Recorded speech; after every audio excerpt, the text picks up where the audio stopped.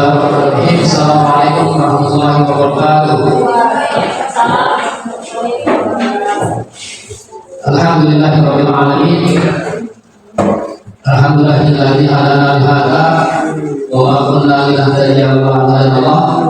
Asyhadu an la ilaha illallah wa asyhadu anna Muhammadan abduhu wa rasuluh. La nabiyya ba'da.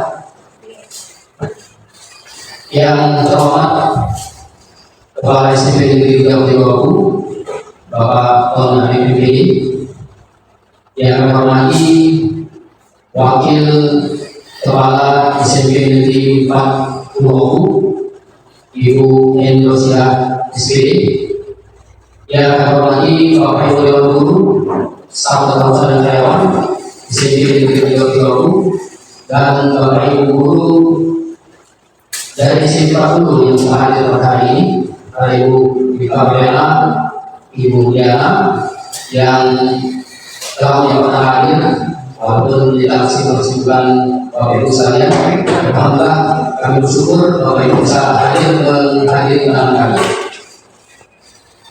Bapak Ibu sekalian, pertama-tama mari kita bersyukur atas nikmat Allah Subhanahu wa taala Sang Pencipta alam semesta, di mana pada hari yang cerah ini dalam keadaan sepertian kita semua bisa berkumpul di rumah ini dalam rangka menghadiri undangan kami, yaitu kegiatan diseminasi implementasi budaya positif di sekolah.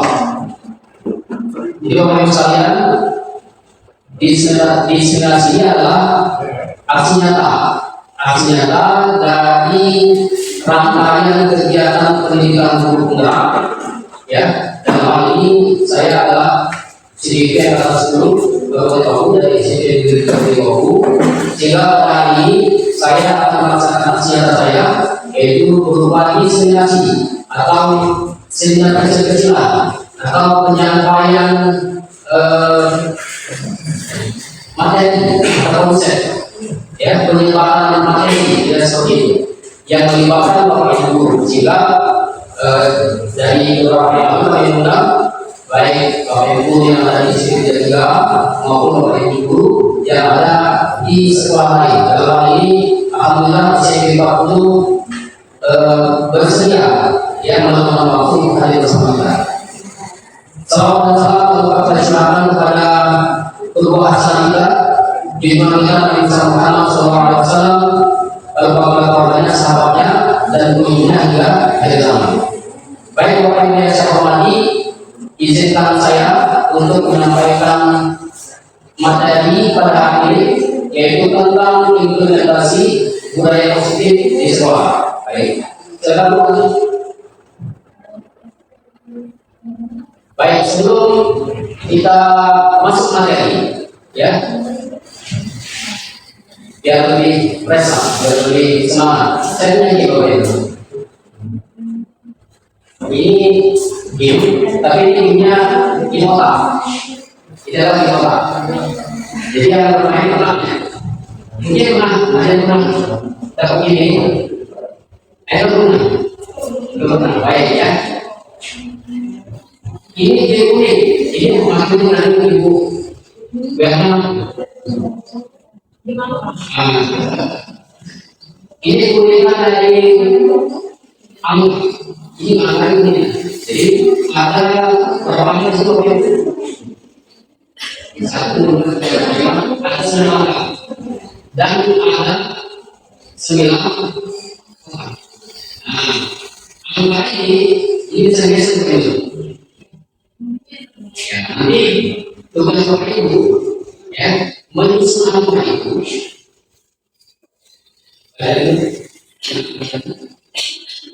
Ini bisa diklik, bisa geser. Tugas Bapak Ibu menyusun angka. 9 angka itu sudah lama. Nanti kalau kita formulanya pas, ketika jumlah angka sini, jumlahnya 15. Ke sini 15. Ini 15. 15. 15.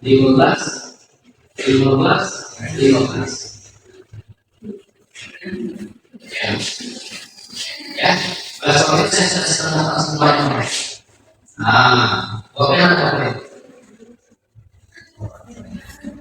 Makanya ini berhati-hati.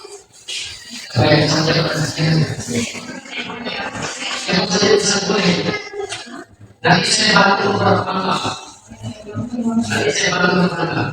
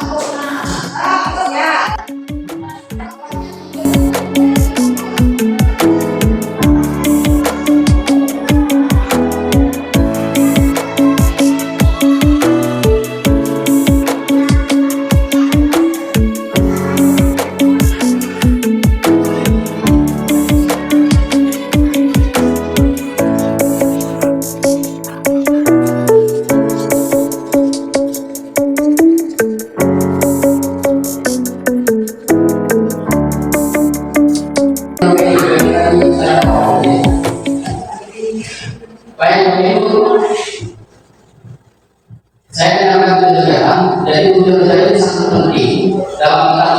sangat penting dalam kita mengajar, dalam kegiatan apapun, maka tujuan kegiatan dia sebenarnya roh dalam setiap kegiatan kita. Ya, kalau tujuannya jelas dalam kegiatan mengajar segala macam, maka itu akan mempengaruhi pada proses dasar. Baik.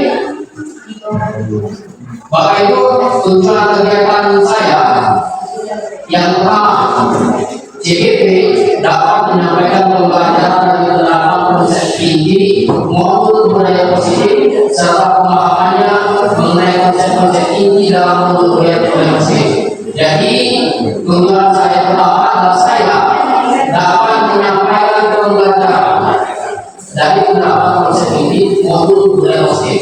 Jadi nanti akan saya sampaikan konsep-konsep ini dari budaya positif. Yang kedua, tujuan kepada Bapak Ibu sekalian, yaitu peserta presentasi, yaitu peserta dapat memahami konsep-konsep inti dari maupun budaya positif serta pendapat dari sekolah. Jadi ada tujuan saya, tujuan apa? Baik, nanti saya memberikan respon. Ada laki-laki seterusnya yang bertanya-tanya. Ada tulisan pendidikan dan mengajar. Ini waktu pernah baca di PNS membaca.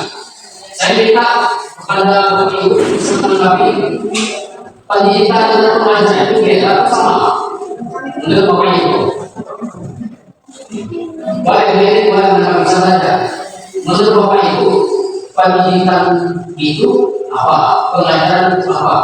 Sama atau beda? Ya? Siapa yang bisa apa? Pernah belajar PNS itu? Berikan boleh?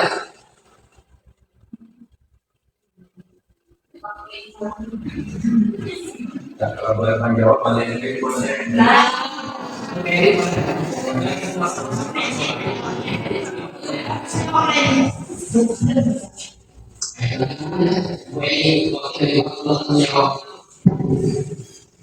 Ya Pak, Assalamualaikum warahmatullahi wabarakatuh. Saya sebagai Presiden Pak Purwoku akan coba menjawab pertanyaan dari Pak Syarwi, yaitu apa beda pendidikan dan pengajaran. Ini menurut saya ya. Jadi pendidikan, asal katanya didik, berarti ada anak didik, ada guru kan. Tapi tugas guru di sini bukan hanya mendidik, tapi juga belajar.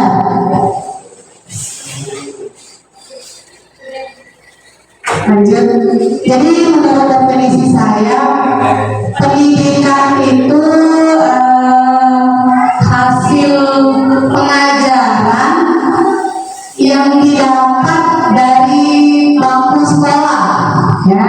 Jadi itu lebih ke ilmu, lebih ke materi yang disampaikan oleh guru ke peserta didik melalui proses belajar mengajar. Sedangkan pengajaran itu lebih ke etika, lebih ke adab. Jadi tidak hanya ilmu mengenai materinya lagi, tapi lebih ke tingkah laku. Ya, dari guru itu mengajarkan adab dan etika kepada anak. Itu menurut saya. Baik. Baik, itu saja. Terima kasih atas waktunya. Lebih dan kurang saya mohon maaf. Saya akhiri. Wassalamualaikum warahmatullahi wabarakatuh. Waalaikumsalam. Baik, terima kasih Pak Freddy. Semua dilakukan tidak ada salah. Semua benar. Ya. Jadi prinsipnya kalau masih materi itu masih dari pendapat orang, masih dalam bentuk tulisan orang, bisa direvisi, bisa berpendapat. Ya. Jadi kalau Pak Freddy pendidikan itu pengajaran ya, proses pendidikan itu ilmu, proses transfer ilmu. Kalau pengajaran, pengajar itu apapun yang itu menurut pendapat Benny dan itu betul. Ada yang menurut pendapat dari ketiga boleh proses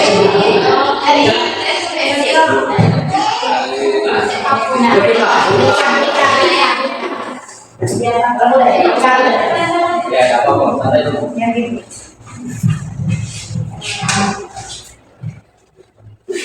Tidak berbeda dari yang disampaikan oleh Ibu Eni ya. Cuman mungkin agak menambahkan sedikit. Pendidikan tadi kalau menurut Ibu Eni itu pendidikan umum ya. Kalau pengajaran lebih ke etika apa adab. Kalau sedikit saya tambahkan, mungkin maksudnya itu pendidikan itu cara penyampaiannya mungkin formal. Kalau pengajaran namanya jadi tidak mesti melalui bangku sekolah. sama saja. Iya. Kalau pendidikan itu mungkin lebih ke ya sekolah. Ada lembaganya. Kalau pengajaran bisa di mana saja. Mungkin seperti itu. Terima kasih. Baik, terima kasih pendapat Budita. Ada lagi yang mau berpendapat? Jadi, siapa? Pak. Ambil sama. Langsung lagi. Kayaknya sebetulnya. Tapi mestinya tidak ditanggung bahasa Indonesia. Boleh. Mungkin akan kita waktu baru. Ini tidak ada yang betul ya. Saya cuma menyampaikan. Selamat siang semuanya. Mohon maaf ya kalau saya datang tapi tidak tadi. Kalau kita memilih pendidikan di kampus bahasa Indonesia, kita harus kembali ke apa ranahnya ya. Kalau pendidikan itu prosesnya lebih yang ke agama dan sebagainya. Karena pendidikan ada 3 wilayah, formal, non formal, dan informal. Sedangkan pengajaran itu malah justru proses transformasi ilmu pengetahuan atau yang dikatakan ilmiah tadi dari seorang yang lebih mampu ke yang tidak mampu. Kalau pendidikan lebih pada attitude segala macam tadi. Sehingga kalau boleh lihat di bukan translate aja. Mohon maaf bukan saya ngajari, karena sekali salah kita membuat persepsi akan panjang. Ketika kita ditanya apa dasar hukumnya, tolong tuliskan di sana Pak. Kamus bahasa umum besar bahasa Indonesia halaman sekian dan sekian. Jadi kita punya dasar yang ilmiah. Saya kira itu. Terima kasih. Mohon maaf jika saya datang sebagai pengajar bukan pendidik. Terima kasih Pak Ruli. Kita selamat datang mungkin ya. Jadi tadi saya ulang secara fundamental. Ini berita katanya formal atau ilmu pengajaran ketika ya ada itu malah berbeda, dia ambil gitu ya. Pendidikan itu malah yang apa namanya yang bersifat pendidikan etika ada segala macam. Pengajaran itu adalah dia balik ya, apa saya belajar saya belajar juga salah tidak apa-apa. Dan sebab itu kata beliau kita bisa dikatakan berapa banyak tidak banyak ya. Baik, silakan lagi usul. Baik ya, ini menurut versi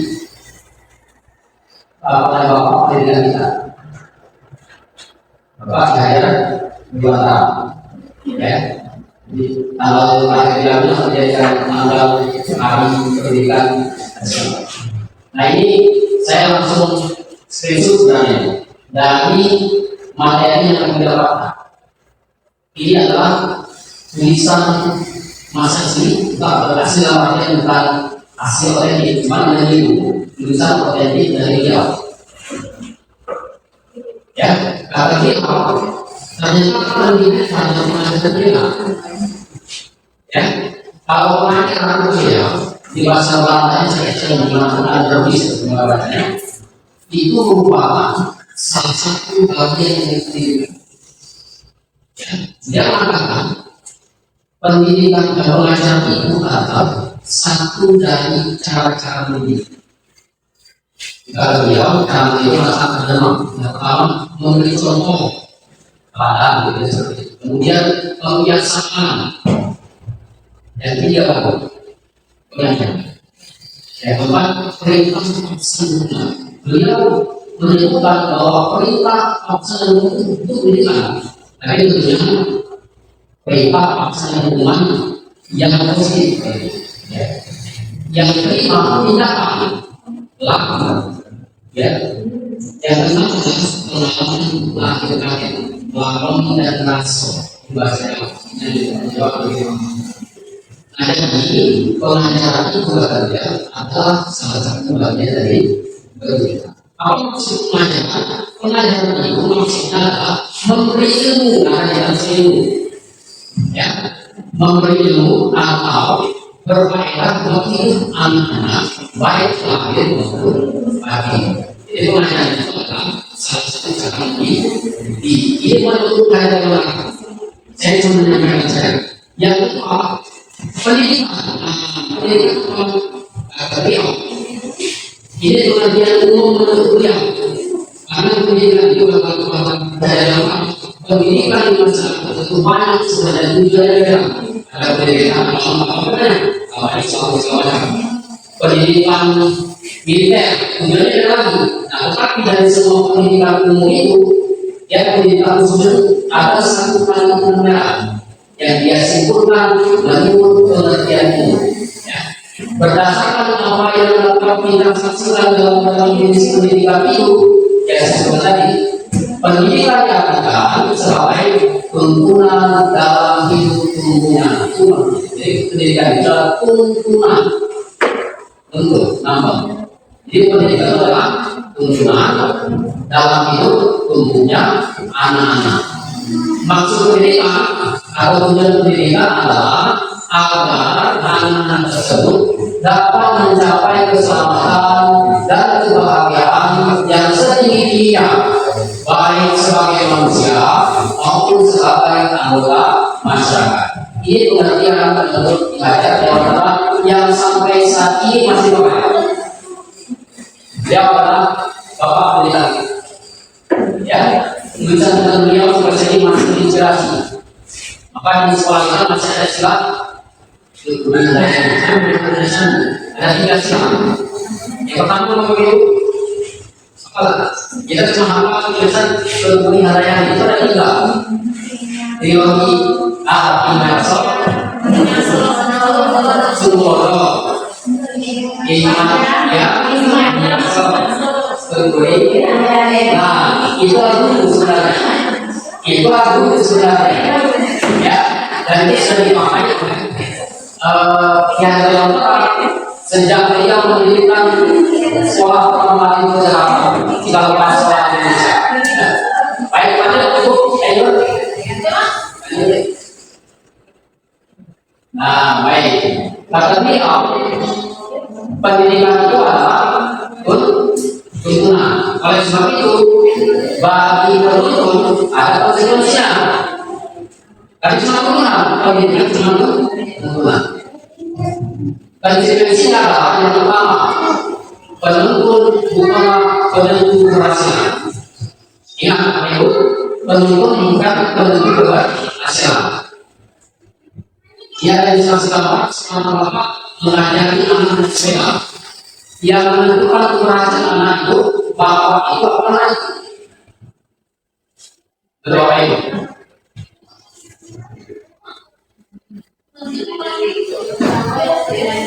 Bapak itu mana itu? Yang menentukan dia baca sepeda. Anaknya, ya.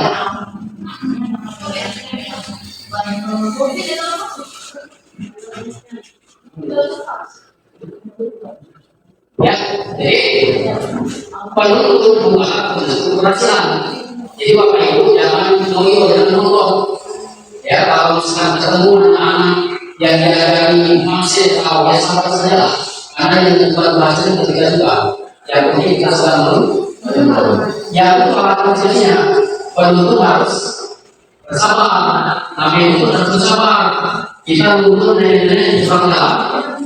Sama ya main-main apa ya kalau untuk itu kita bukan untuk kerahasiaan dan kita untuk kesabaran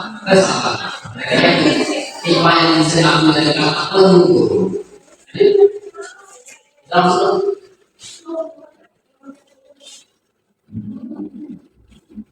ya berapa sih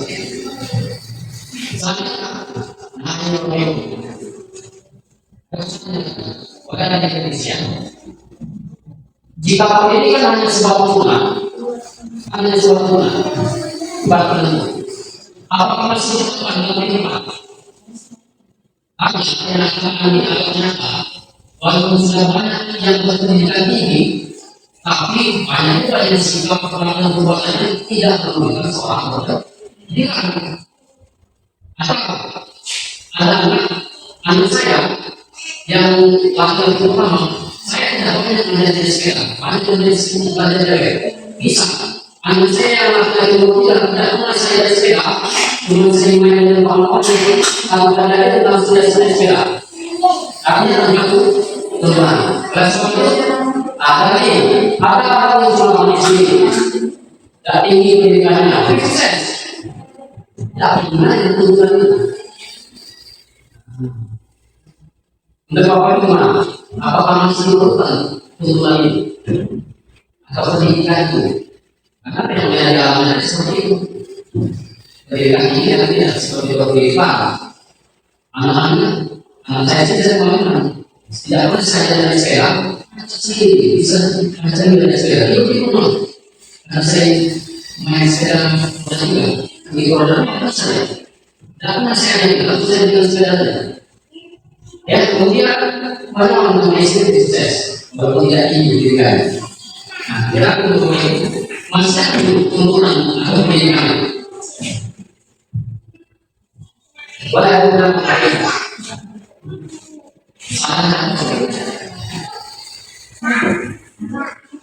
Bu, yang ini kayak udah di bawah. Iya.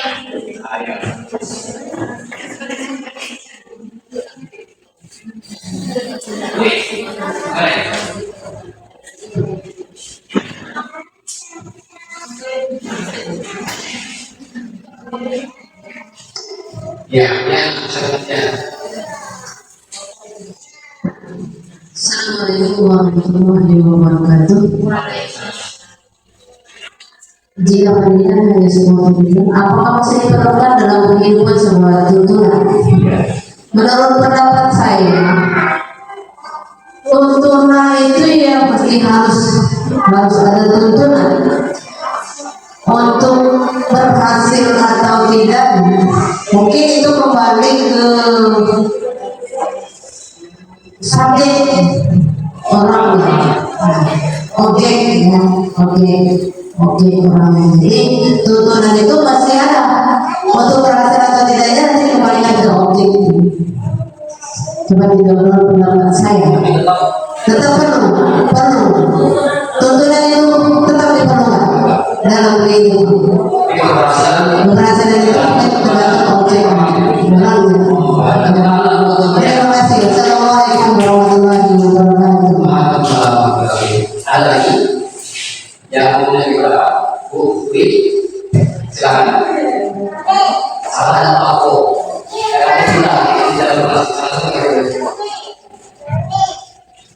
Kira-kira masih mau tuntunan atau pendidikan tadi. Saya berkata juga yang seperti itu. Masih mau ya.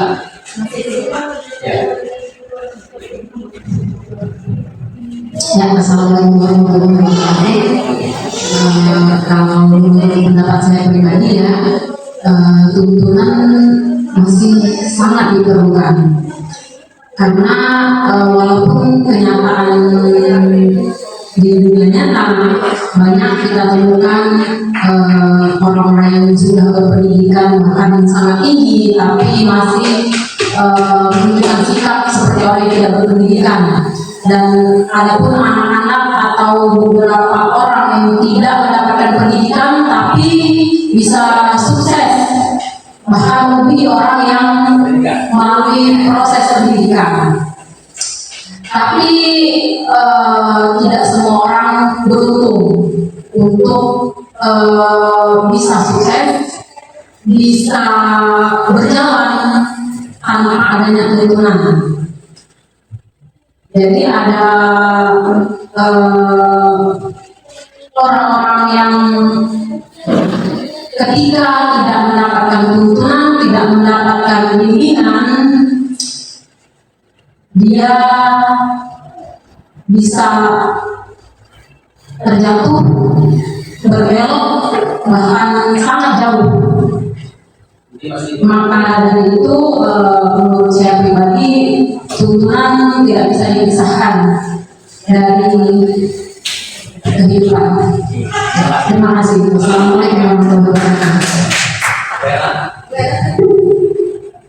Baik ya, jadi kesimpulannya menurut kita, walaupun tuntunan atau pendidikan itu tampaknya bisa bermanfaat tidak, tetap tersekat tuntunan masih diperlukan. Apakah begitu ya? Nah itu.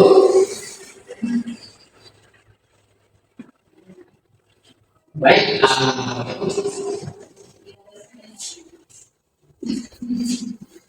Baik, kita selesai proses bola dan tidak salah soal. Ya, kalau ini berbeda sebenarnya, tapi ada persoalan konsep antara seorang penanya dan seorang pendidik. Bersama ada untuk orang boleh sekali sama apa di luar ini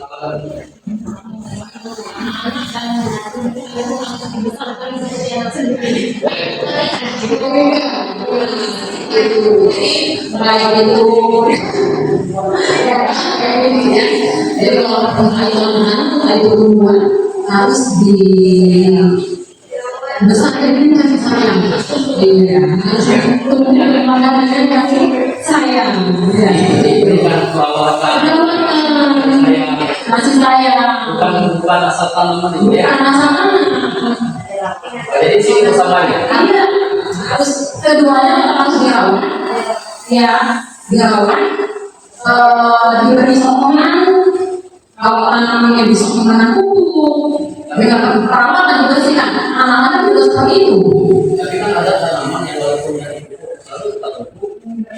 Kembali lagi ke konsep kita tadi, tidak semuanya tanaman itu beruntung seperti itu. Ada tanaman yang harus sesuai dia. Itu malah. Baik, kita lagi yang berapa? Tujuannya tanaman yang unggul. Kalau ini menghasilkan siswa yang unggul. Itu kita mau tujuan ini. Oke, kalau kita sama-sama merawat. Ya, kalau ini tujuannya sama, menghasilkan produk yang unggul. Ya, kalau pertanian akan besar, sehat, penyakit banyak, ada banyak mengaret. Ya, kalau anak bagaimana? Kalau besar, kalau besar, ya, sehat, anak bagaimana? Baik, Bapak Ibu ya. Betul yang disampaikan oleh kita kemudian ini sebenarnya ada persamaan proses. Saat kita melakukan pertanian, kemudian melakukan proses pendidikan. Ya, si petani dalam menghasilkan tanaman yang maksimal, maka kuncinya harus dirawat. Dijaga, lahannya harus siapa? Bagus, bibit unggul. Kemudian apa lagi? Pupuk harus pas. Dan begitu juga dalam proses pendidikan. Merawat bagi petani maka mandi bagi guru. Jadi proses perawatan itulah yang disebut dengan pendidikan.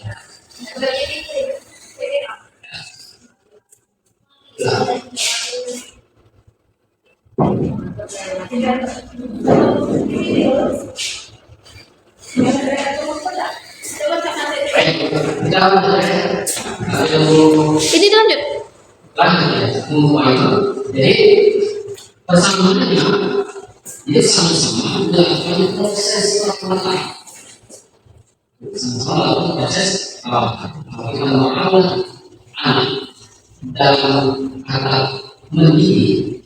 Kalau proses mendidik, prosesnya kan berbeda. Walaupun kalau kita pikir masih tidak ada kalau sama. Kenapa? Karena tumbuhan dan manusia beda. Tumbuhan mungkin satu karakter. Kalau pendidikan dalam satu proses banyak karakter. Dan sebetulnya muncul banyak sekali masalah-masalah yang rumit dalam pendidikan. Baik, Bapak Ibu, mungkin kita lihat layarnya sambil lihat dulu. Dari tiga proses dalam proses dalam seorang petani tadi, menurut Bapak Ibu yang harus pertama dilakukan oleh petani itu prosesnya mana? Bapak enggak paham, atau ini atau memupuk? Yang pertama sekali yang penentu keberhasilan pertanian. Ya. Yang paham, mupuk atau bibit atau nyempor yang harus siapkan sebagai faktor penentu keberhasilan pertanian.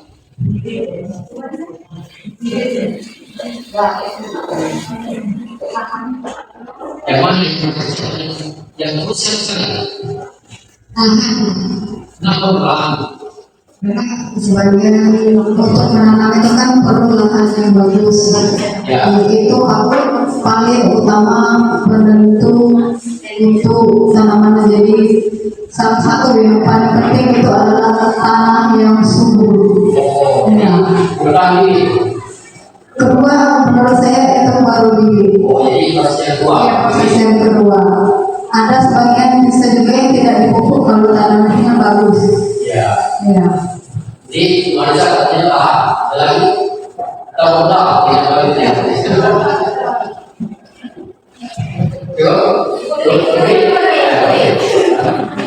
Tidak apa-apa. Ya sama kita. Menurut saya kayaknya bibit ya Pak. Jadi Kalau bibitnya bagus, ditanam yang di lahan yang yang bagus, fokus juga ya. Artinya bagaimana? Ya, iya juga ya. Bibit, pokoknya saya mendukung itu lah Pak. Antara bibit, kemudian lahan, pupuk, dan perawatan itu saling mendukung. Ya, saya berdua. Iya. Kalau misalnya lahannya bagus, bibitnya jelek, ya juga hasilnya juga nggak bagus, kurang maksimal. Kalau bibitnya sudah bagus, lahannya jelek tanpa dipupuk, ya keok juga ya.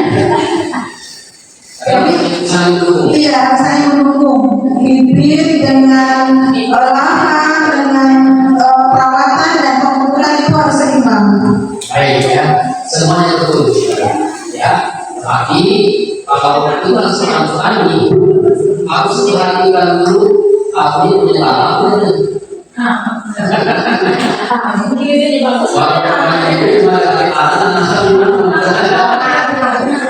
Ya, kalau lahan itu kurang subur, dalam disiapkan. Ya, saya yakin semua petani akan sepakat bahwa yang harus disiapkan adalah lahan yang bagus. Ya, baguslah itu mencari bibit yang bagus. Dan itu sama. Ya, baik. Di sekolah sama Bapak Ibu tadi saya berbagi petani. Tidak tahu mana itu ya. Nah, kalau petani yang pertama adalah sekedar lahan yang bagus. Nah, di sekolah sama. Apa lahan? Sekolah ini lahan. Bagaimana menyiapkan lahan semakin bagus? Kalau itu bagus yang nyaman, gitu. Nyaman bagi guru, nyaman bagi guru. Bagaimana caranya? Di sekolah ada dua hal yang harus ditinggi yang nyaman. Yang pertama fisik, apa sana. Nah ini kita berkaitan dengan. Nah, yang kedua psikis, psikologi. Apa yang kedua? Psikis rasa baik, rasa aman. Itu namanya psikis. Dan dua hal ini harus kita ya. Baik, semua proses yang dilakukan ini ada tujuannya. Baik, awalnya ini boleh. Ya. Terima kasih banyak bangun bersama kami. Ibu, jangan sampai ini nanti. Ya, saya.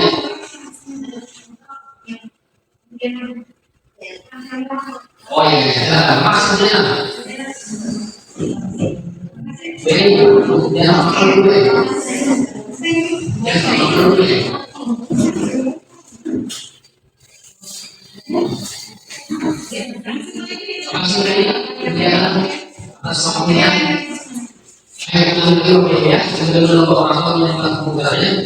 Jadi setiap orang bertani dan jual sebagai tersebut menghasilkan produk yang begitu pun sekolah.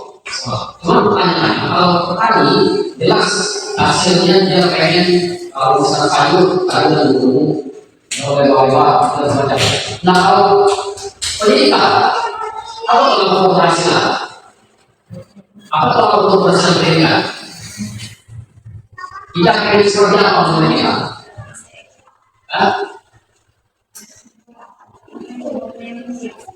Apa Bu? Boleh? Apa yang kita lakukan dengan kita? Untuk pembahasan satu sekolah, menurut saya salah satunya adalah sumber daya manusia. Boleh misalnya? Yang diharapkan. Yang diharapkan. Kalau petani kan dia mengharapkan jelas ya awal satu itu pasti. Yang diharapkan. Kalau kita lawan anak-anak apa yang tujuan itu apa? Salah satunya akhlak mereka yang pertama ya, yang pertama yang paling kita lihat kan. Terus yang paling diharapkan ya kesuksesan mereka. Jangan sampai kalau menurut saya sekarang ini jangan sampai mereka tidak punya niat untuk sekolah. Kalau banyak sekarang anak-anak tidak bersemangat apalagi untuk di lingkungan kita ini. Ya, baik, terima kasih. Ya, jadi kita dalam saya berpikir ujian pendidikan itu. Ujian pendidikan kita itu sudah ada disiapkan oleh negara. Ya, tujuannya termasuk dalam tujuan pendidikan nasional. Nah, kalau sekarang namanya mereka tujuan pendidikan itu diewatakan dalam yang namanya profil pelajar panjang. Itu sudah berarti anak itu berhasil apabila menunjukkan profil pelajar Pancasila. Ya, aku profil Pancasila ada berapa profil? Ada 6. Ya, beriman dan bertakwa, bertakwa Indonesia, taruh kuliah, berpendidikan global, ya, kritis, mandiri dan sebagainya. Ya, kalau anak-anak kita sudah menunjukkan ciri tersebut, maka pendidikan kita berhasil. Oleh sebab itu, semua proses pendidikan di sekolah kita ini mengarahnya kepada profil pelajar Pancasila. Contoh, kita mengajarkan senam pagi, ada hubungannya dengan profil Pancasila? Kalau tidak ada, kesalahan. Rokis, ada hubungan dengan profil Pancasila? Kalau tidak ada, kesalahan. Dalam LPP pun itu mengarah kepada Pancasila. Jadi itulah arah dari tujuan pendidikan. Kalau tadi dari program unggul, kalau pendidikan harus kita banyak. Oke, pada Pancasila tujuan pendidikan. Kalau anak sudah menunjukkan program itu, maka bisa berhasil. Apa yang kita bisa menilai? Ya. Nanti setelahnya melakukan proses ini pendidikan di sekolah dan nanti hasilnya.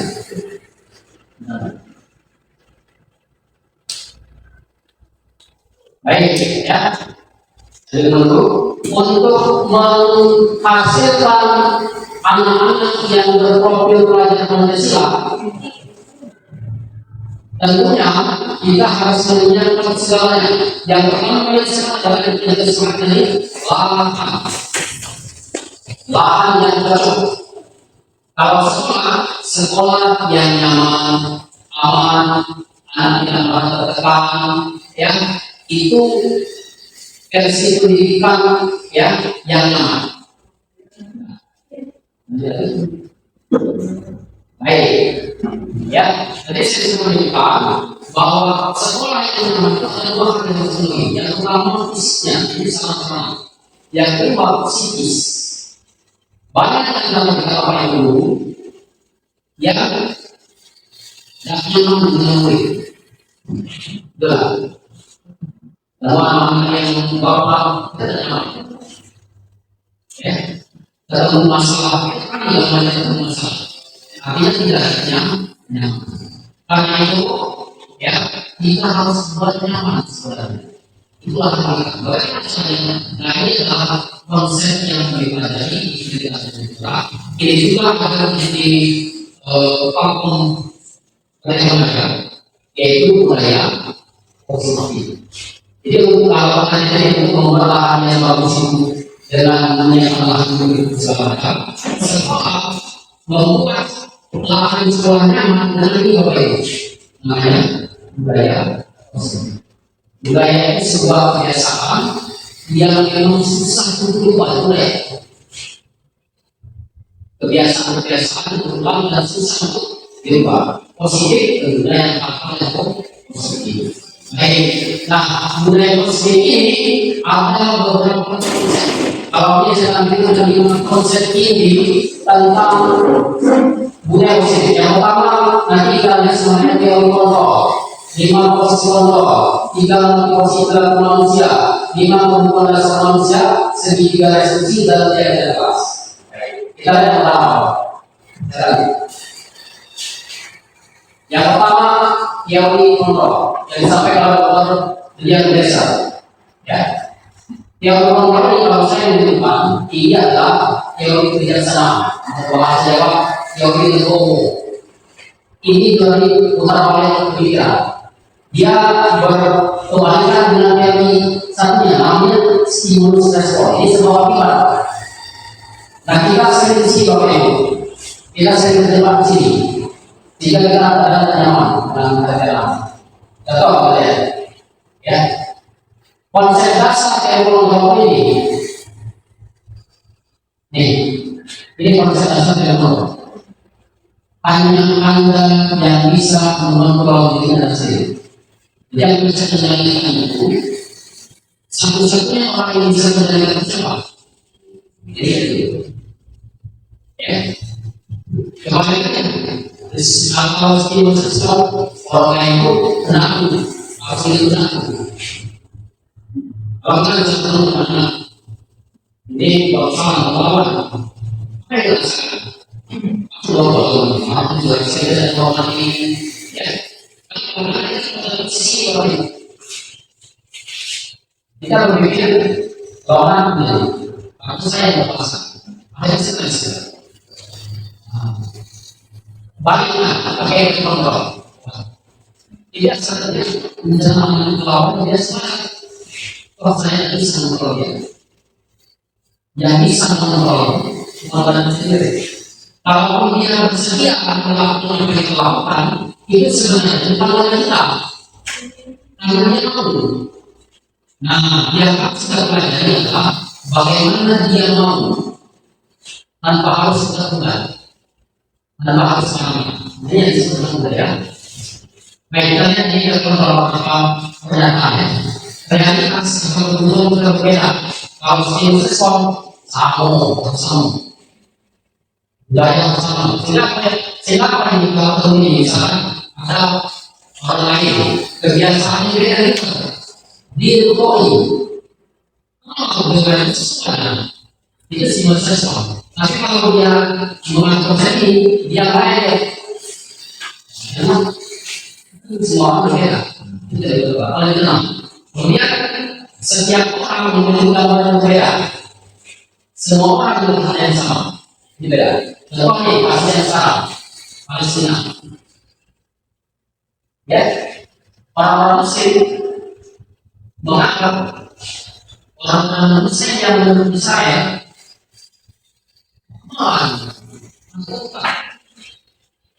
ya, marah, ya, akhirnya kita berpikir, ketika waktu itu menjadi beda, ada masalah, baiknya kita tenang, itu terima. Jadi, kemudian semua jangan ya, kita berusaha memahami tentang dunia.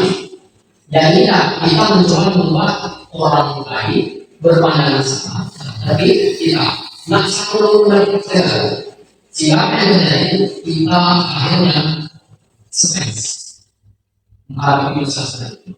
Dan ini makanya saya bilang teori legowo, legowo menganggap semua itu ada sebab akibat, ada tujuan.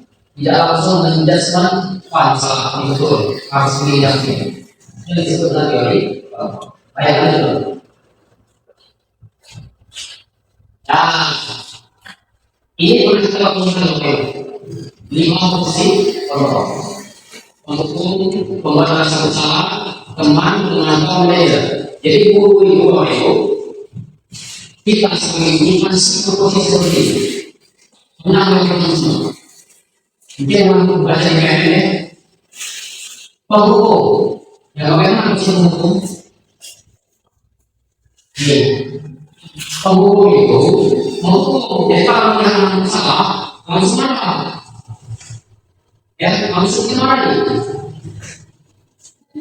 Pembalasan salah kalau ada yang bersalah, ya kita mulai kasihan dengan orang itu pada salah. Kalau saya itu pada salah. Apa tujuan itu semua? Tujuan itu semua untuk mengendalikan anak saya.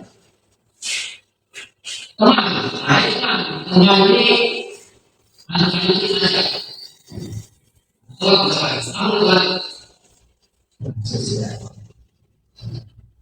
berapa ingat ya anak itu teman Jadi anak itu mana atau kemana? Kalau kembali masuk, kemana masuk dia masuk itu orang. Nah ini yang sedang semua. Tapi yang paling hanya bahaya manajer. Dia bertanya kepada Tuhan, apa Tuhan? Jadi dia mencari solusi yang aman itu sendiri. Apa tujuannya? Ya tujuannya untuk mengendalikan apa? Ya, tetapi ada perbedaan antara posisi. Kalau posisi untuk menghasilkan anak yang sempurna, pendendam, dalam orang lain, itu anak yang seperti itu nanti. Kalau kita promosikan sama-sama terus, anak itu akan meninggal. Tidak bohong, jangan kalau bohong. Ya, nanti dia dalam ibu ini bukan istri, dia berbohong. Teman, nah ini gimana? Dia ketergantungan. Kalau kita seimbang seperti temannya, kita ketergantungan. Teman, nah ini kalau ini mungkin berisi dari rumah, ya. Manajer yang paling bagus, yang paling tidak. Walaupun kadang-kadang ini sudah berubah, kadang-kadang sudah berubah. Tetapi untuk yang paling nyaman, baik tertentu maupun ini, karena manajer itu membuat anak. Jadi anak itu nanti ada sama isi yang paling ya. Kita tidak namanya salah dalam salah. Solusinya ujung-ujungnya solusi dapat baik itu namanya manajer. Ini bisa dilakukan oleh seluruh pemain, bisa dilakukan dalam kehidupan kita sehari-hari dengan kita kemampuan selama. Ya, kalau seorang manajer pasti dia sudah punya proses kontrol kehidupan terpakai. Nah, kalau kita tidak bisa menggunakan kamu dalam paksa belajar, maka kita akan tahu lagi. Orang bergerak pada tiga. Nah, ini alasan orang bergerak pada tiga. Kan sebenarnya ini ketiga masih berlaku sampai daya masuk. Yang pertama, orang bergerak itu untuk menghindari ketidaknyamanan hubungan. Yang pertama, tidak perlu. Ya, tidak sakit. Yang kedua, untuk mendapat perkembangan atau mendapat baik, dapat nanya. Contohnya itu, saya mesti semakin masuk ibadahnya. Maksudnya itu semakin dijaga. Itu yang salah itu. Hukuman dan punishment dari itu kalau orang saya cuma kalau itu hanya yang kita tuntut jangan mengerti, karena tidak akan dia tidak bisa tujuan awalan itu. Kalau saya mengerti, dia akan tetap awal saya. Jadi apa dan soal itu memberikannya hukuman untuk anak yang sekolah itu tidak ada. Harus saya gitu. Kemudian yang ini untuk motivasi yang paling manusia untuk menjadi orang yang beriman dan menghargai diri sendiri dengan nilai yang percaya. Ini disebut dengan motivasi intrinsik yang berasal dari Tuhan. Kalau ini motivasi dari Tuhan, dengan Tuhan, kondisi ya, ini adalah dia. Ini dengan tidak takut dengan hukuman, tidak mengetahui yang tidak sudah. Nah, kita harus main di sini Bapak Ibu. Untuk mengendalikan undangan kita harus main di sini.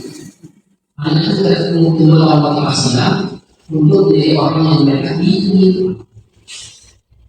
Walaupun secara pelaksanaan mungkin sedikit teorinya sedikit.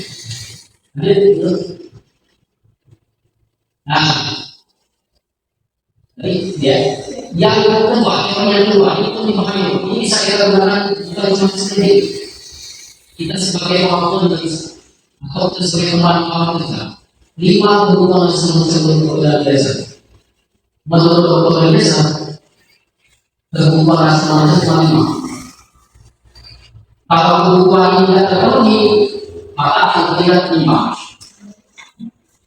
Jadi kalau setiap perilaku manusia itu, bahkan jangan berpikir salah orang ini, jangan berpikir salah ini, itu stimulus sesuatu. Jadi kita berpikir berbeda, mampu dia dari situ.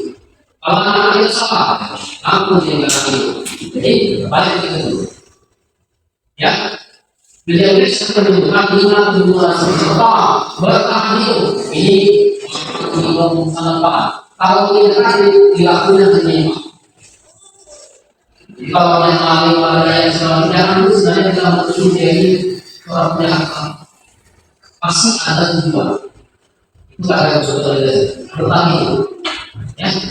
Kalau ini jangan kita menulis soal dilakukan menyimpang lainnya.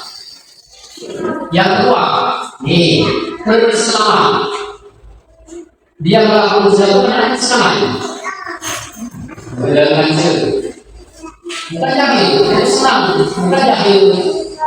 Dia mengaji, karena dia senang dan dia kaji itu. Nah, kita senang itu. Ada satu kalau kita maksudnya, maka kita bisa berhubungan dengan itu dan bisa mendapatkan solusi. Anak itu sama kalau sama anak bagaimana kan langsung ada berpunya anak saya kita lainnya misalnya makanya harus selalu pasti ada kebutuhan dasar yang belum kita penuhi. Kemudian kebebasan ini dia bebas sendiri anak di ruangan ini itu sebenarnya itu itu ada reaksi kebutuhannya hanya tidak terpenuhi situasi ini sudah sama dengan kedua bebas. Jadi dia melakukan sesuatu pasti dari sini muncul. Nah, kita harus benar-benar itu. Kemudian penguasaan hanya dengan aktualisasi atau kata ini tanpa disadari pasti semua contoh sini ingin dilanjut, ingin ditentukan, kuasa. Kamu dihinakan, maka bukan itu kuasa. Namanya ini biasanya dia suka di depan, suka menguasai orang-orang, dapat menguasai. Itu kebutuhan ini tidak terkuatkan terlalu. Oleh itu semua harus memenuhi. Sekolah harus memenuhi. Maka caranya ini biar kebutuhan penguasaan terpenuhi. Oke, itu organisasi ketika ada orang itu salah satu cara memenuhi kebutuhan dasar manusia. Yang ini adalah kesehatan. Jadi kalau ada reaksi macam-macam, maka kita harus dari itu di mana itu, apakah ini nanti sebetulnya berbeda. Kalau kita masih sehat, mungkin dia punya kasihan, itu sudah ada. Karena kita itu menentukan apa, nah itu misalnya, karena kita stimulus sebenarnya juga yang dalam itu enak. Pada mungkin jadi kurang masih itu tidak kali. Kalau pada masih itu tidak kali. Kalau dia tidak masalah dan tidak solusi soal kembali,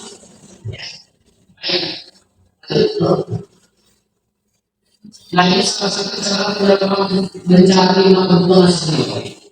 Ini cara menurut saya paling biar senang bersama-sama. Walaupun cara ini adalah maksudnya, tapi saya pernah coba langsung tanpa sengaja.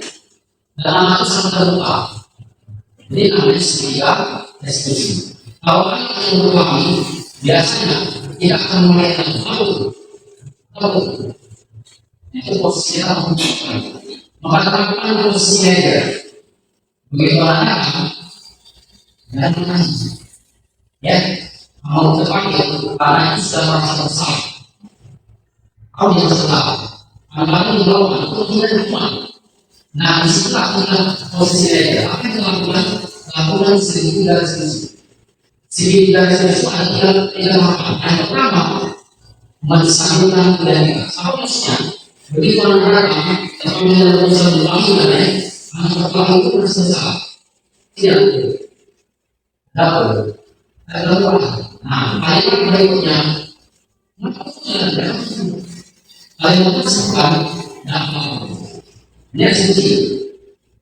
Semua orang bapak guru teman juga. Maka ada solusi. Nah, itu suci.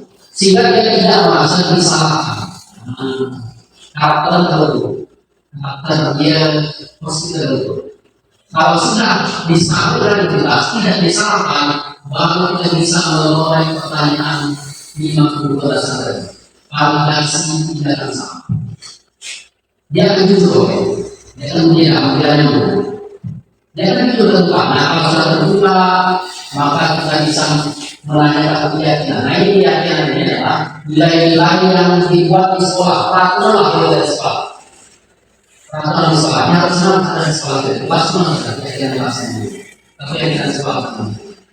Pada saat itu, setelah kita tanya kesalahannya, jadi menurut kamu, kira-kira ada yang dilanggar, nilai apa yang dilanggar? Ini saya mau ngomongin solusinya apa gitu? Dia akan mengumpulkan jadi saya diskusi sangat mudah kita dalam menyelesaikan problem dan saya sudah mencoba. Tidak langsung ke penghukuman, langsung kita tutup meja.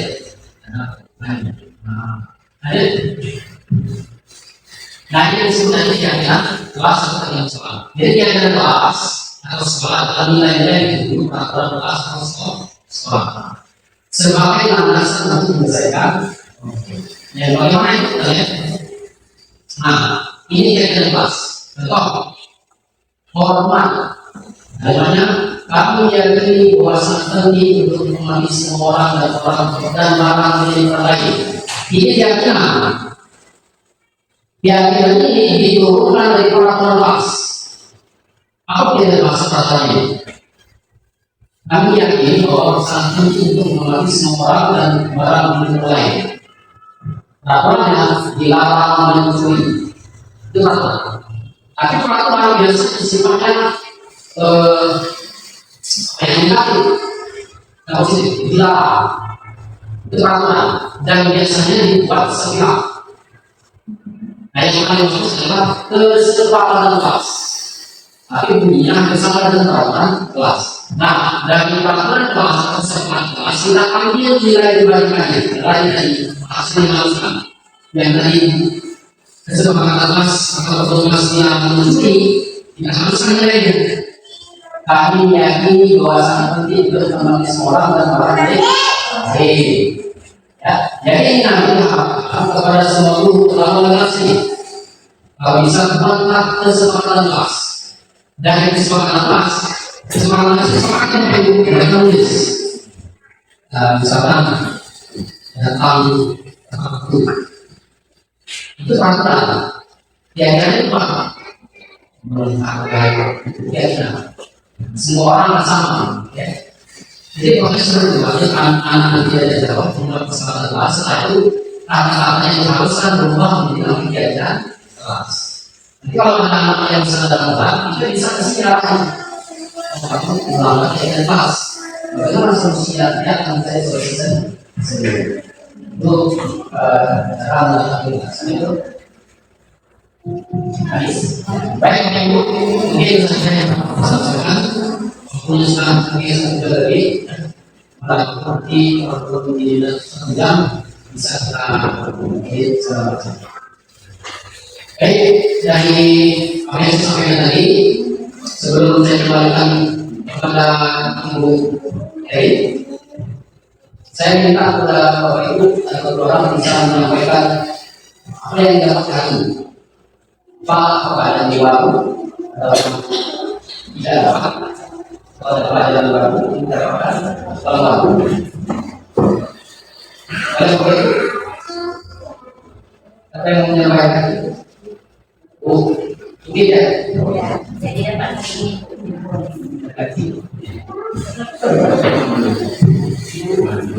Sebelumnya di sini lebih senior Pak. Versi saya hari ini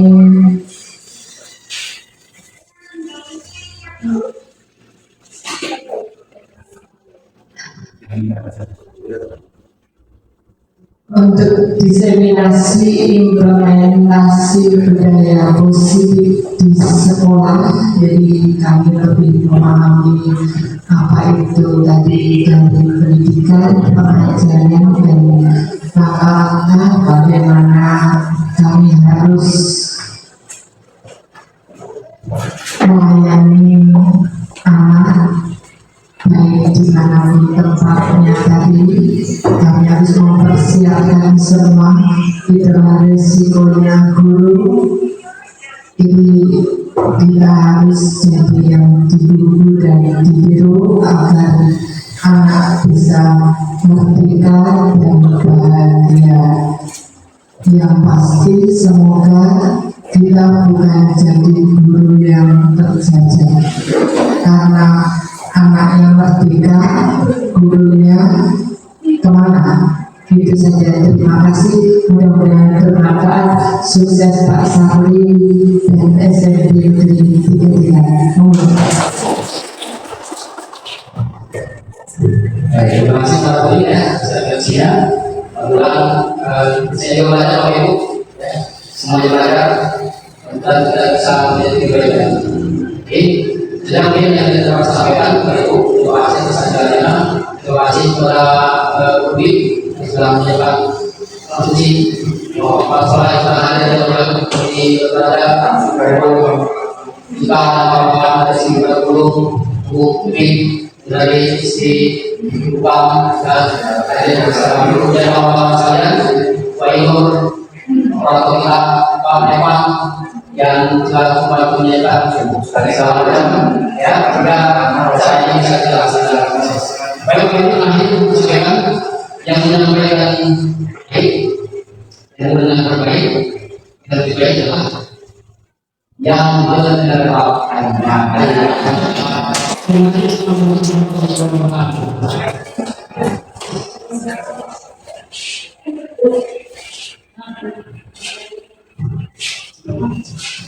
Baiklah, itu tadi penyampaian materi yang telah disampaikan oleh pemateri kita, Bapak Sari Mariadi. Semoga apa yang telah disampaikan itu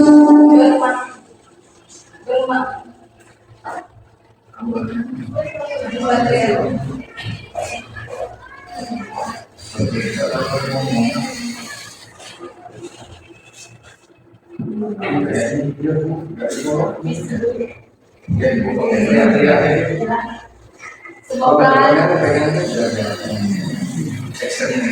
bermanfaat untuk kita semua, yang mendengarkan juga mendapat manfaatnya. Semoga kita bisa menerapkan di lingkungan pendidikan kita. Dan saya selaku pembawa acara mohon maaf apabila ada salah-salah kata. Saya akhiri. Wabillahi taufiq wal hidayah. Wassalamualaikum warahmatullahi wabarakatuh.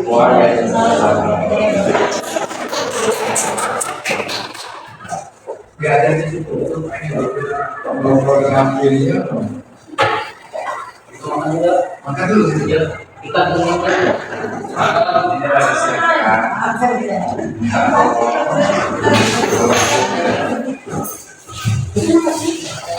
Ya tadi mohon maaf untuk teman-teman dari 40 itu